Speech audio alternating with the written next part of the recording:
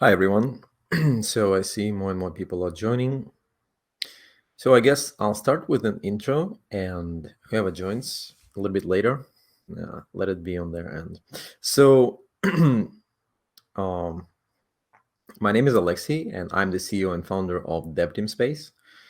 And our, our main part of the business is basically delivering software solutions to different businesses around the world.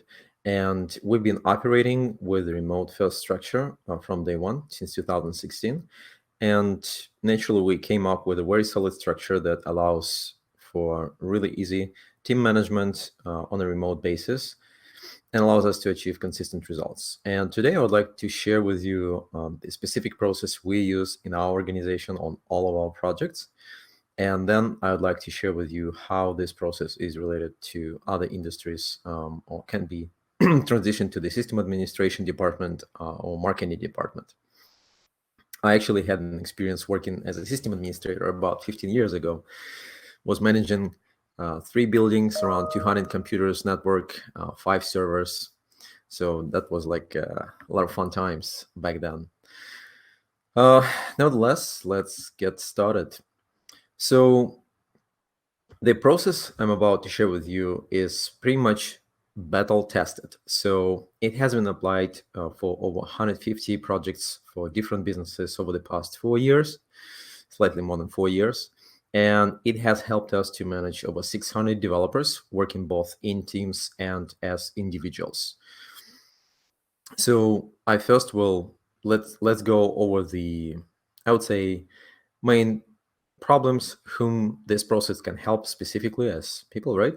And then I'll share with you, as I mentioned, specific steps within this process, and then we'll get to the point of how this can be applied in other departments. So this presentation will be helpful to product or project managers of any kind, and I would say from any departments. Obviously, this process will be extremely helpful for future startup founders. So in case you might work now for a company, but maybe in the future one of you guys would start your own company. And as I mentioned, we'll go over the system administration and marketing managers, how they can apply this process. So first of all, why we even came up with this process? Because there are so many different books on different processes and how to efficiently build software and how to manage your team, etc. There are so many tools. Well, first of all, we came up with this process to actually survive on the market and be efficient, because the software development market is extremely saturated, and there are all sorts of different companies out there, including freelance platforms, etc. And second, we not just only wanted to survive on the market, we actually wanted to thrive on the market. So the way to thrive on the market is to be scalable, right? Yet deliver the best possible results we can versus other traditional outsourcing software solutions. So this would allow us to scale the company and grow. So now let's basically, oh, sorry, I switched to another slide. So let's discuss the common issues in remote team management. So first of all, in-office rules do not apply. Many companies and many managers of different departments, especially with the start of the pandemic, when they had to switch to remote work for a period of time, or maybe they continue working in remote fashion by this day, they simply decided to apply in-office rules to their remote development team or remote system administration team. And the truth is that in office environment, we have, aside from the natural process and meetings, we actually have the opportunity to bump into each other when we go get the coffee or during the lunchtime or something like this. And basically, this in between informal communication, it glues together the entire team and makes everybody more or less accountable, because we see each other in the office, at the office, and when somebody is unclear on certain tasks, etc., they they have the opportunity to communicate with the manager, or you as a manager has the opportunity to communicate with your teammates, right? So this definitely doesn't apply with the remote team, because you either end up making them highly distracted from the work they're doing, and there are simply no occasions that you together go for coffee or lunch in Slack. So it just doesn't happen, right? The second portion is inconsistency with the process. One of the common issues that companies end up coming up with very complex processes, and they simply tired of following those processes, and or some of the team members do not want to follow the process, or they would follow it for a week, and then the second week nobody follows the process, nobody posts reports, nobody uses task management or something like this, right? So, and the third part is the technical debt of any kind. So this pretty much results from the second issue, common issue. When the process is not followed, the technical debt starts piling up in terms of software development. So that could be not closed tasks or old bugs, etc. And in terms of other departments, system administration or marketing, it could be anything. So not closed tasks of your nature, not finished documentation, not sent reports, etc. And then the last common issue, which really becomes pronounced with the remote team, is the social fear of a communication. Because again, you never know when you're approaching your manager, is this manager having a good day or a bad day? Versus in the office, usually we can see if the person is doing good today, or the person is somewhat in a moody state, and maybe we need to approach this person like 30 minutes later with a cup of coffee.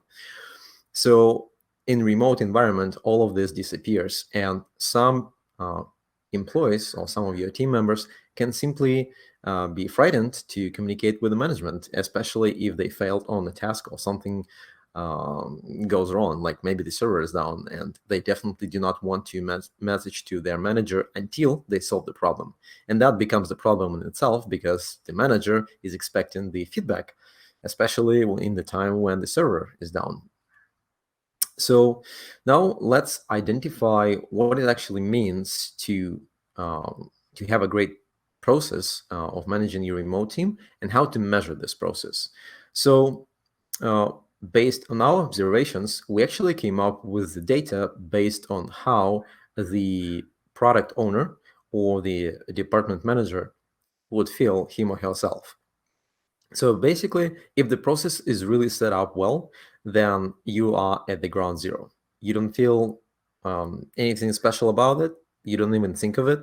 And if somebody would ask you, like, so how's your team? Like, oh, how's it going at work? Then you as a manager would probably reply something like, everything is good. And you're not just replying that you are completely kind of irrelevant to the situation and you have no idea what's going on. In opposite, you reply this way because you know exactly what's going on, and you have a sense of control, and nothing really bothers you. So once things start sliding down, you move to the phase number one. You kind of don't feel okay, but you don't consciously think of it. So you probably experience these situations when another person will tell you, like, well, you somehow look puzzled, like, what's going on? And then you start like thinking, oh, okay, maybe I do look puzzled. Then the second stage below that is that you start thinking of the process uh, issues consciously. So basically, you acknowledge the problem and you're trying to resolve this puzzle inside your head. The next step after this, if you don't jump right to the fourth, you probably would speak with your wife, or your husband, right? Somebody like to share your problems with. And then the next step is that you express your desire to fix the situation to your colleagues openly. So you discuss, having the discussion, maybe you chat in Slack, something like this, having a call. And the last frontier is that when nothing is fixed, if nobody picks up you or somebody else picks up the situation from a particular level and brings it all the way up to the ground zero, then you go into the open confrontation with your colleagues. You're arguing, and nobody's happy at this stage, so to speak. And this process, what it does, it allows you to consistently, or I would say regularly, to um, lift yourself up to the ground zero. And obviously, that is not just about yourself as a being a department project manager or somebody else, but as a team member, that you're aware of the situation and everything what's going on. So now let's discuss the actual process, right? So the process consists of tools, rules, how to use those tools, reports, and regular calls. So the tools.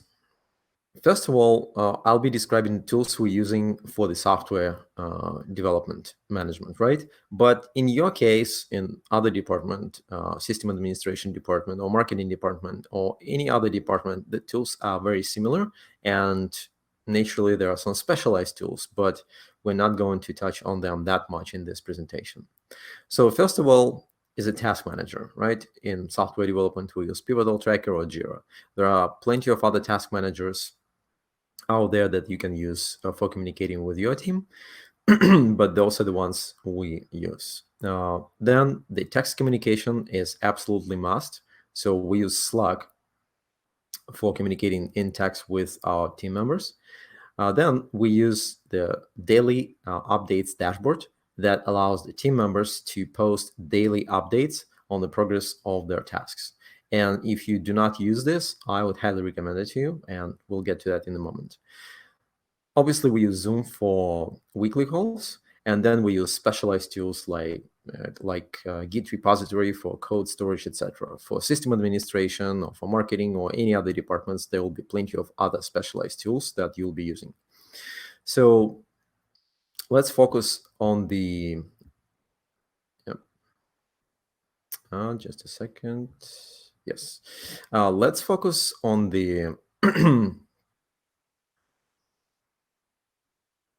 how to use these tools. Let me switch the slide.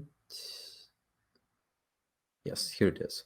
So basically, there is a fine line of how to use your tools, because there are plenty of tools, but the way to use them, that pretty much makes your entire process or breaks it. So some of the tools like Jira, you can spend a day setting them up, and then the process will be so complex that nobody is going to use this task management tool to actually track the progress of the work. So what we came up with, that with any given project, when we work either with a client or one of our internal projects, we come up with the project phases, where every single phase lasts for a month to 3 months. And then we estimate the entire phase like in a ballpark manner. So how much time it would take us and how many resources we need to allocate to complete the task or complete the phase of the particular project. And then we focus on weekly sprints within the phase itself. So what we do, we set up the tasks in the task management system only for 1 week of work. And this way you can avoid logging all the myriad of tasks ahead of time, because they probably going to change as you progress with the project or the phase of your project. And focusing only on what is matter now, just for 1 week, actually makes a lot of difference. So you can make it much quicker, and then you can discuss with the team only the tasks that make sense. So what we do, we estimate every single task for the weekly sprint in hours. Some people, well, I would say quite a lot of people, are actually opposed to this approach because they think that it is unreal. This is somewhat maybe artificial, but in reality, what we found that, and it's just common sense, right? Technically, what does it mean if the person is working full time at your company? That means this person is working on average 40 hours per week and 8 hours per day, right? So that means that pretty much every single person within the organization is following this rule already by default. It's the problem that we don't really use this method and apply it further. And if you never applied this approach and never tried to ask your team members to estimate the tasks they assign to in hours, when you'll try to implement this method, you'll find that they will fail. Basically, they will estimate their tasks in hours, and they would come up with inaccurate estimates. And there's no problem with that, because after 2 or 3 weeks, you'll find that your teammates will adjust, and they'll be able to assess their time needed to complete the task more or less accurately. And then, as far as the calls, we only have one call at the beginning of the weekly sprint, where you, as a product owner or product manager, talk to your team through the list of tasks assigned for just 1 week and basically approve them. So this way, you'll know exactly what kind of work your team is going to be doing throughout the week, and your team members will know that they're going to be working on something they committed to, and they already approved it with you as a department manager or the project manager. And probably most important of everything is that it keeps everybody on their toes, and it keeps your team members responsible. If technically, if they're not willing to follow the process, then maybe you should think of like having a conversation with them and explaining them the importance of the process, or we'll change the team members. And then let's discuss the calls. Why we only have one call per week? Well, first of all, the call takes quite a bit of time, right? And second, the call serves as a summary of a given effort. So everybody can discuss certain tasks and issues and basically come to certain conclusions. We had situations when product owners would demand daily stand-up calls from the team. But the reality is that any product owner, project manager, or department manager usually is having a busy day. So at the morning, they would be glad to have this update call. By the lunchtime, they would forget everything that would have been discussed on that call. And we had seen exact this type of situations. So in majority of cases, just based on pure data, we see that having daily calls is almost irrelevant. Obviously, there are urgent situations when you need to jump on the call with somebody and discuss things. But in majority of cases, you don't need to drag the entire team on a call every single morning. So having a call at the beginning of the weekly sprint is just ideal. The support to this weekly calls communication is text communication in Slack. So, but here it's actually not that trivial either. So in majority of cases, for a person to complete the work efficiently, they don't need to be distracted. And we read lots of different studies, and you can read it yourself on the internet, that when the person is distracted, it takes them up to 20 minutes to get back into the work mode. So technically, if you distract a person every single 10 minutes, then that means this person will not be working at a 100% capacity. And what we found, that it is ideal to define the specific communication hours between the team members. So we usually would suggest to communicate for half a day. Let's say you communicate between 8 a.m. and 12 p.m., or communicate between 12 p.m. and 4 p.m., or something like this. But our top projects, top results, and the most efficient communication, and where the product owner, which is the client in our case, was the most satisfied, were actually the projects where the time for text communication was cut down to 2 hours per day. So we found that this time frame is actually enough for the team members to communicate and to discuss any given tasks on a daily basis, either after your weekly call or on any other given day throughout the week. So the rest of the day can be allocated to the actual completion of the tasks. And as a manager, that maybe seem to you like quite unusual, but I would highly suggest you to simply apply this method and see how that works. Because imagine if you would be in the office and you would simply bug everybody, like each of your team members every 10 minutes and ask them a certain question, or every 20 minutes. So naturally, they will be distracted, not doing their job well, and probably not happy with their communication on a social level as well. So all of that essentially affects the performance of your department. So, and with remote team, you cannot afford that. And then the last part that we found extremely efficient and supportive to all of those other approaches to communication and management is the dashboard for daily updates. So daily updates are absolutely necessary because going through the Slack is highly inefficient. Let's say you communicated for 3 days and you discussed certain tasks quite heavily. So nobody wants to scroll up the history and see what was said yesterday or the day before. So, and you as a product manager, or maybe your product manager in your department, uh, basically they need to understand what's going on a day-to-day basis. Or let's say if you are the department manager, maybe you've been traveling for business, or you've been um, on vacation for a week, and you didn't have time to just open and Slack and communicate with the team or participate on the call.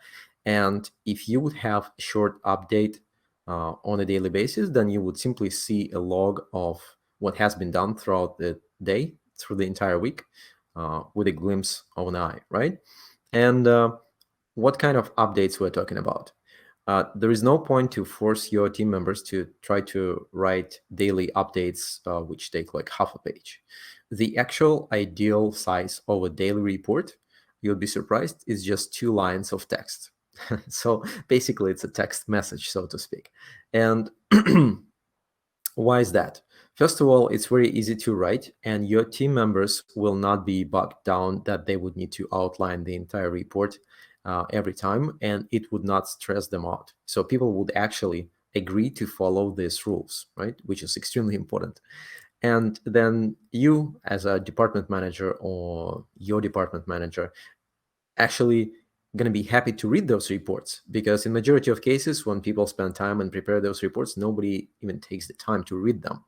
And we found that if you keep it down to just 2 lines of text, then it's like almost 100% consistency in terms of the reading the reports, right? So people actually do read them. So now that's pretty much the entire process. There is one more aspect which I would like to discuss, which is a social aspect, but we'll get to that a little bit in a couple of slides. So now let's talk about other departments, right? So system administration. Like it's hard to communicate with the audience without seeing everyone, right? So usually people would give a laughter. But basically, that's the list of the responsibilities the system administrator could be responsible for. And depending on the size of the organization, this can be even longer. And I'm quite familiar with that since, as I mentioned to you, about 15 years ago, I was working as a system administrator and managed quite a network of the computers for one large organization. And the point is that your list of responsibilities can be completely different from the list of responsibilities of the software developer, right? And maybe you'll have your own specialized tools in your company to use. And as a system administrator, you definitely do have them. But the point is that I would actually suggest to use this process as is. You can literally apply it as I described it if you are building a new infrastructure. So let's say you just join the company and you're building a new infrastructure from scratch, or you're rebuilding the infrastructure from scratch, or you're starting a side project within your organization and your department is going to be responsible for the new infrastructure. You can apply this process as is with very little changes. The only difference is that on top of all the tools and methods I described, you would also implement the use of your specialized tools, right? If you are supporting the current infrastructure and you're working within the department of the system administration, you have multiple people taking care of the environment, then I would suggest to, again, apply this entire process, but you can skip the phases, but keep the weekly sprints. Because technically, when you support the infrastructure in majority of cases, right, uh, it's like the job is to make sure that nothing goes down and all the servers are up and running and everything is going well. So you can skip the phase because the phase is usually structured to achieve certain results. In your case, the result is already there, so you just need to support it. Why it's important to keep weekly sprints, even if you do not have the face and you just stay in with the um, I would say support in a support mode. The importance of keeping weekly sprints simply keeps the entire team all together and aware of where you are, so to speak, and nobody is slugging off. So because you would need to ask your team members to prepare the task for a week, even if it's just supporting tasks, they would still need to outline them, and then you would still have your weekly sprint call with them to discuss the list of tasks. And yes, I would highly recommend you to ask them how many hours they would allocate to this or that task. And in some cases, the tasks are not that linear, and people would simply wait, right? They would sit and, in some cases, do nothing. And that is totally fine too. You can explain to your team members that you do not expect them for the all the tasks they outline in its task management to match 40 hours, because it doesn't make any sense. People would try to gamble the system and try to allocate those magical 40 hours for the entire week. The goal for you and your team members is to actually simply understand how efficient your team is and what kind of task you're spending your time for. And while that might be very unusual at the beginning, in a few weeks or in a couple of months, you'll look back and you'll think, how didn't you have this process before? So then, as far as the similar situation when you might not have specific tasks, or one of your system administrator would simply tell you like, hey, I'm like sitting in the server room and like just watching everything, and like I'm not really doing much, then ask those team members to simply log their activity versus logging their tasks ahead of time. So this way they can work through the week backwards on a day-to-day basis and log how many hours they've been spending for what kind of tasks. And again, the point is not to match those wonderful 40 hours, but just to understand what your team is spending time for. And then you at least can see the log of all your team members throughout several months, and you can then start seeing, let's say, unusual patterns either within the teamwork, or something is going wrong with the environment. And naturally, you can track down where this problem started and who didn't pay enough attention. And then obviously you can utilize lots of checklists, because when you support the current infrastructure, aside from the new tasks and the phase or the absence of it, you have lots of systems to check and make sure that everything works well. So having the checklists is a must. And the other thing I would like to mention is the marketing department, which surprisingly, exact same thing. So if you're starting a new campaign, or you join a new company, then you can structure your marketing department to follow this exact process. And if you're supporting the current marketing department with multiple campaigns going on, then the same. You can skip the phases, because if it's the thing is already rolling, or let's say the company you're joining, they already discovered their go-to-market, how to acquire the leads and customers. So they just support the campaigns and increase the efficiency. So you can still plan the weekly sprints and have your weekly calls. Then obviously for the tasks that are on more or less support, you can log activity instead of coming up with new tasks, and then obviously using checklists. So now let's talk about the last point, which I think is probably one of the most important part of the entire presentation. But since it's not exactly about the process, um, I kind of left it for the last. So there are social aspects involved in team management when you are within the office, in the office environment, right? When you see each other, you technically can identify without speaking to a person, with a person, how this person feels, right? And with the remote team, you don't have this opportunity. So basically, you don't know. Maybe you write into your colleague, your team member, or to your manager, and this person is having a bad day today. Maybe something happened, or maybe maybe the weather is not good today, something like this. The reason it doesn't matter. So basically, one of the most important rules you can apply to your entire department is to be kind, because when working remotely, there is very little thing that actually hold your team members in place, so working for your company and not searching for another company, right?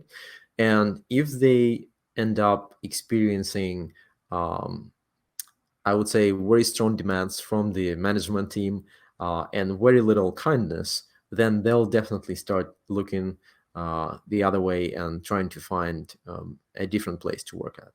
So that leads us to another rule which we have always apply, is to communicate no matter what the news are.